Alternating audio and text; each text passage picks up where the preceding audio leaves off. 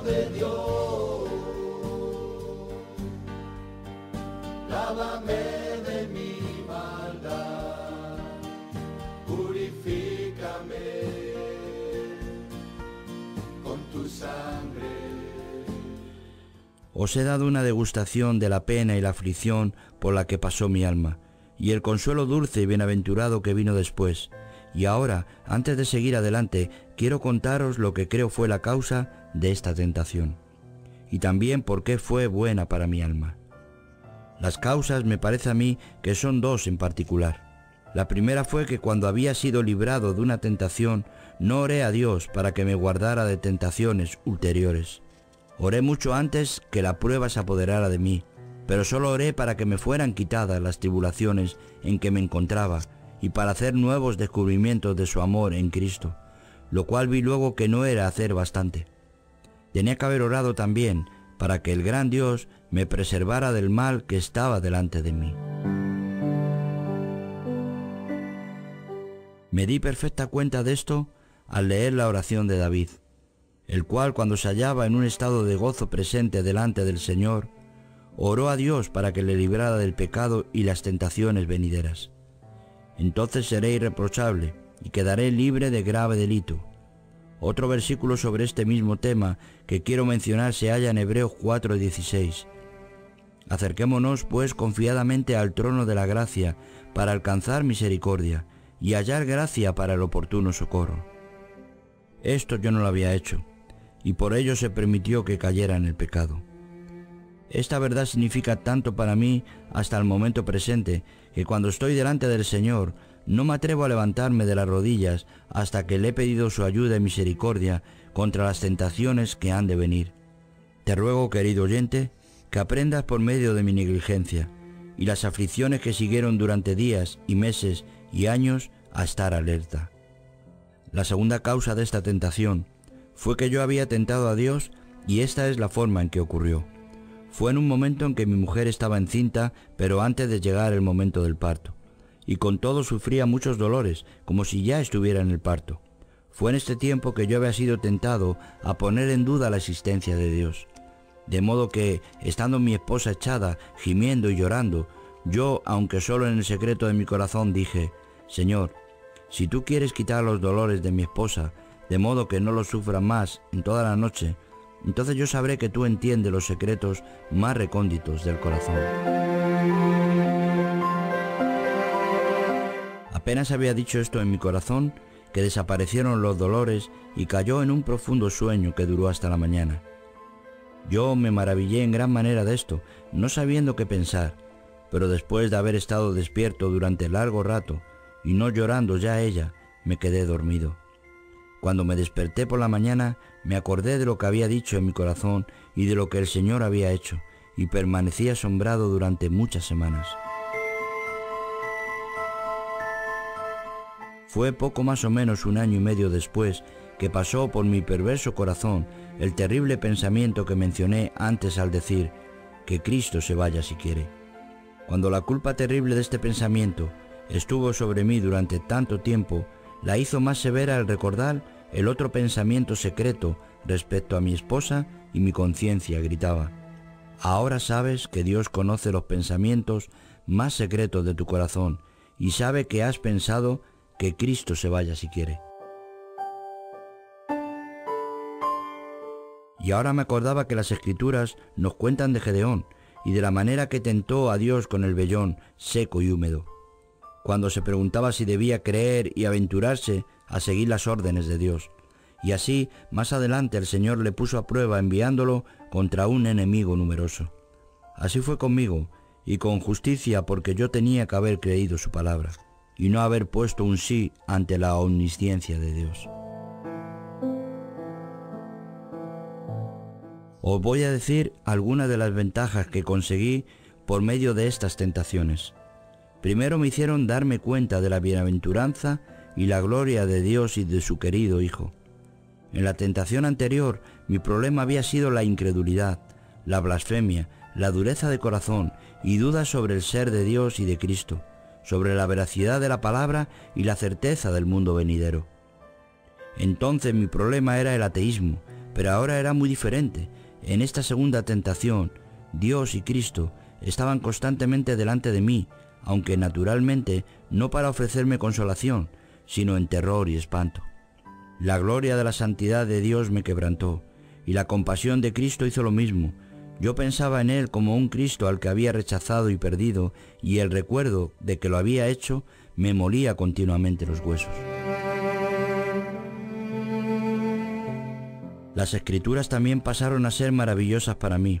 Vi que las verdades de las mismas eran las llaves del reino de los cielos. Los favorecidos por las Escrituras heredaban la bienaventuranza, y aquellos a los que se oponían y condenaban las Escrituras perecían siempre. Esta palabra, porque las Escrituras no pueden ser quebrantadas, quebrantó mi corazón. Y lo mismo otra: a quienes remitiereis los pecados les serán remitidos, y a quienes se los retuviereis les quedarán retenidos. Un versículo de la Escritura me aterrorizaba más que un ejército de 40.000 hombres que se me echaran encima. Esta tentación también me ayudó a ver más claramente que nunca la naturaleza de las promesas de Dios. Cuando estaba allí postrado, temblando bajo la poderosa mano de Dios, me veía continuamente desgarrado por el rayo de su justicia contra mí. Hacía la vigilancia de mi corazón cuidadosa en extremo, de modo que con suma reverencia volvía cada una de sus páginas y consideraba con temor y temblor cada una de sus frases y lo que éstas implicaban. Aprendí también de esta tentación a cesar en mi necia práctica anterior de tratar de eliminar de la mente las palabras de promesa que pudieran venir. Entonces, como un hombre que se ahoga, me agarraba a lo que veía, aunque no fuera para mí. Antes pensaba que no tenía que preocuparme de la promesa, pero ahora no había tiempo que perder. El vengador de la sangre se me echaba encima. Entonces me agarraba a cada palabra, aunque con dudas de si tenía derecho a ella, y daba un salto al seno de la promesa, que tenía la impresión que se me escapaba. Ahora también procuraba tomar las palabras tal como Dios las había consignado, sin tratar de quitar ni una sílaba de las mismas. Comprendí que Dios era capaz de decir cosas mucho mayores de lo que mi mente podía comprender. Me di cuenta que Él no había dicho las palabras apresuradamente, sino con infinita sabiduría y juicio, y en la misma verdad y fidelidad. En mi gran agonía me lanzaba hacia la promesa como los caballos lo hacen hacia la tierra sólida cuando están en un lodazal. El miedo me había casi hecho perder el juicio, y con todo luchaba por agarrar la promesa. El que a mí viene, en modo alguno le echaré fuera. Al tratar de alcanzar la promesa, me parecía como si el Señor me estuviera rechazando, empujándome con una espada flameante para mantenerme a distancia. Entonces pensaba en Esther, que fue al rey, y en los siervos de Ben-Hadad, que fueron con sus vestidos sobre sus cabezas hacia los enemigos pidiendo misericordia. Había la mujer de Canaán también, que no se inmutó cuando Cristo la comparó a un perro, y también el hombre importuno que pide prestado un pan a medianoche. Esto era de mucho ánimo para mí.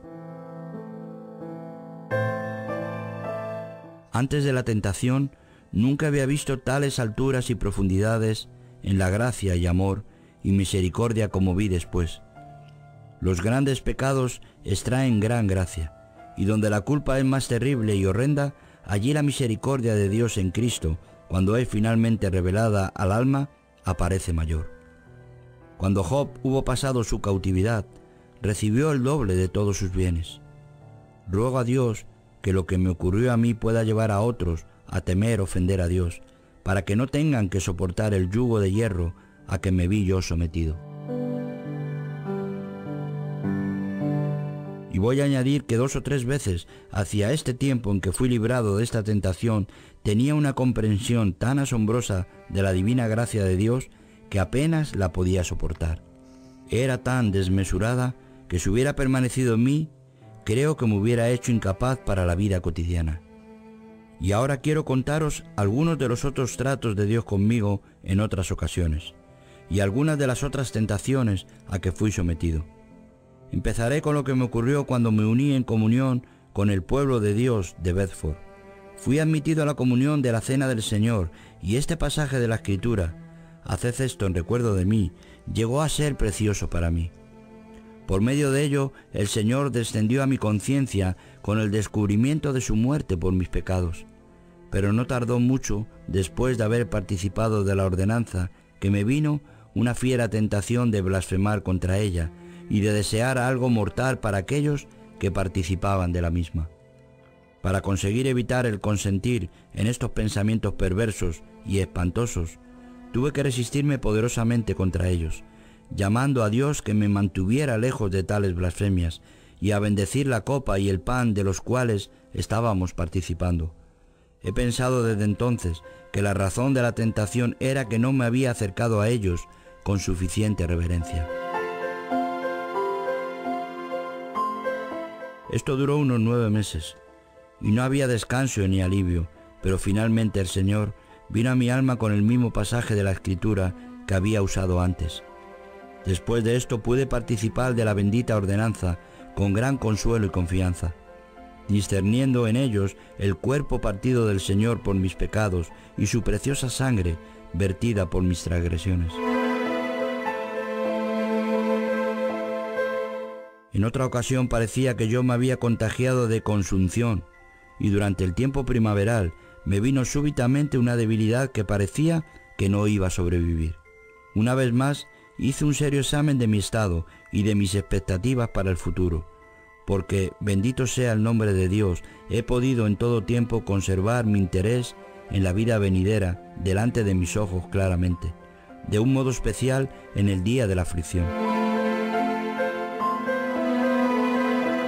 Pero tan pronto como había empezado a recordar mis experiencias y la bondad de Dios, acudieron a mi mente los recuerdos de innumerables pecados pasados, especialmente la frialdad de mi corazón, mi tibieza en hacer bien, mi falta de amor a Dios, a sus caminos y a su pueblo. Y junto con esto vino la pregunta: ¿son estos los frutos del cristianismo? ¿Son estas las señales que da un hombre que ha sido bendecido por Dios? Ahora mi enfermedad era doble, porque me hallaba enfermo en el hombre interior, mi alma abrumada de culpa y mis experiencias de la bondad de Dios arrebatadas y desaparecidas en mi mente, como si nunca hubieran existido. Ahora mi alma se revolvía entre estas dos conclusiones: no debía vivir, no me atrevía a morir, y así lo di todo por perdido.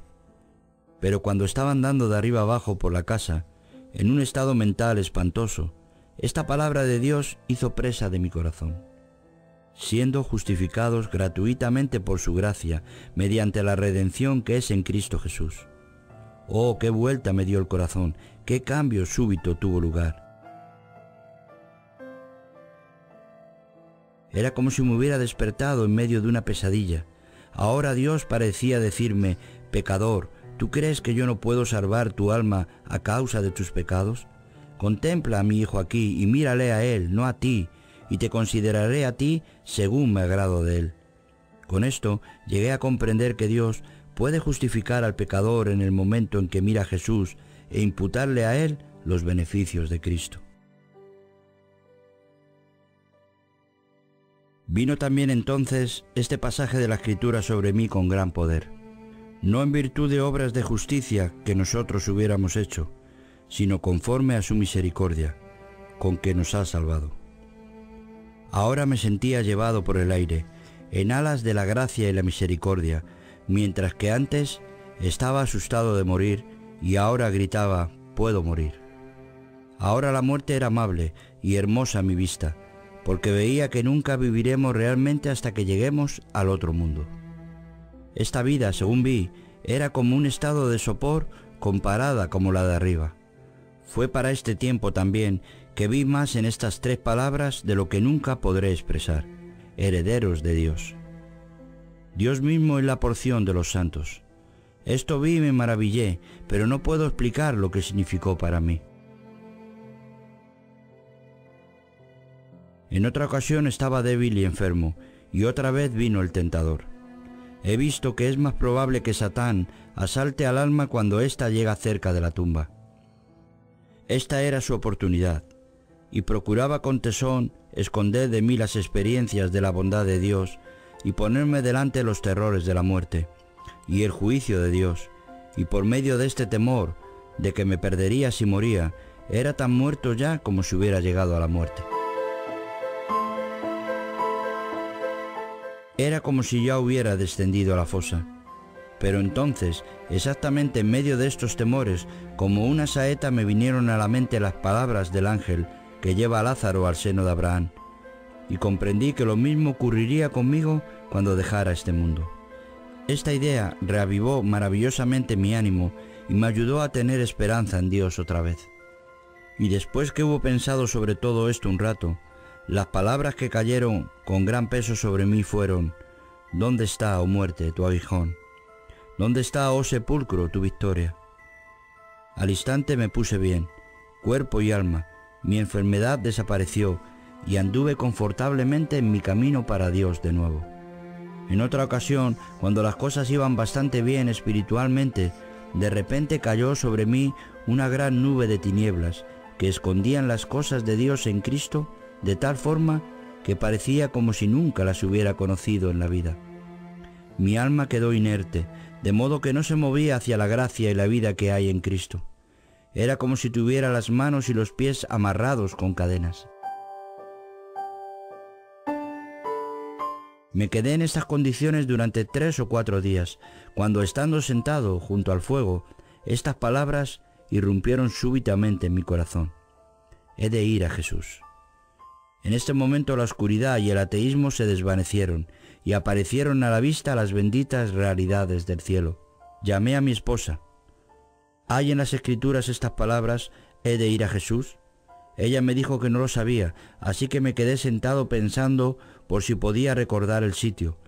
Estuve sentado 2 o 3 minutos y de repente me vino la idea. Y a una innumerable compañía de ángeles. Y todo el capítulo 12 de Hebreos, cuando habla del monte de Sión, especialmente a partir del versículo 22, con las palabras a Jesús, indicando que nos hemos acercado a Él. Aquella noche fue una de las que recordaré largo tiempo. Cristo era tan precioso para mi alma que apenas podía yacer en la cama por el gozo y la paz y el triunfo a través de Cristo. La gloria de aquella noche no continuó, pero Hebreos 12, del 22 al 24, fue un pasaje bendito para mí durante días después. Estas son las palabras: os habéis acercado al monte Sión, a la ciudad del Dios vivo, la Jerusalén celestial, a la asamblea festiva de millares de ángeles, a la congregación de los primogénitos que están inscritos en los cielos, a Dios, el juez de todos, a los espíritus de los justos hechos perfectos, a Jesús, el mediador del nuevo pacto, y a la sangre rociada que habla mejor que la de Abel. Por medio de esta frase, el Señor me llevaba una y otra vez, primero a esta palabra, luego a aquella, mostrándome la maravillosa gloria que había en todas ellas. Todo es por ti, Jesús, es por tu gracia, solo tu gracia, todo es por ti.